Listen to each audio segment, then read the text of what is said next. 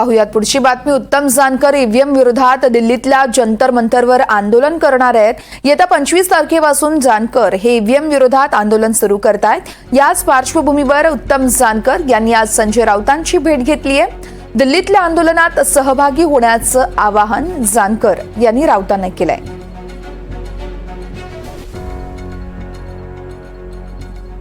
संजय राऊत साहेब आमचे नेते आहेत। गेले अनेक वर्ष अनेक दिवस ते लढाया करतायत।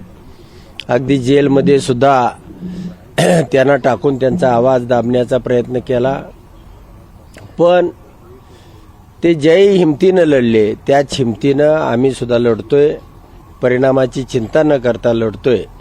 आज केजरीवाल साहेब, अजूनही बरेच बिहारचे मनोज कुमार झा, बऱ्याच लोकांना भेटणार आहोत, चर्चा करणार आहोत आणि पुढचं जे मोठं सेशन आहे त्यावेळेला जंतर मंतरवरती एक मोठं आंदोलन घेता येतंय का।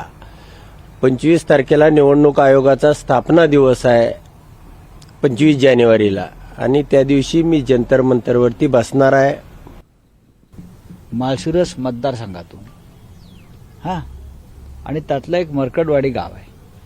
त्या गावानं अख्ख्या जगाला दाखवलं की काय घडलंय महाराष्ट्रामध्ये, कशा प्रकारे भारतीय जनता पक्ष निवडणुका जिंकतो आहे। हे उत्तमराव जानकर आणि त्यांच्या मरकडवाडी गावानं दाखवल्यावरती त्या गावाच्या मागे आणि अशा लढणाऱ्यांच्या मागे उभं राहणं हे आमच्या सगळ्यांचं कर्तव्य आहे। ही लढाई जानकरांची एकट्याची नाही आहे ना, ही लढाई एखाद्या राजकीय पक्षाची पण नाही आहे। ही लढाई महाराष्ट्राची आहे, देशाची आहे।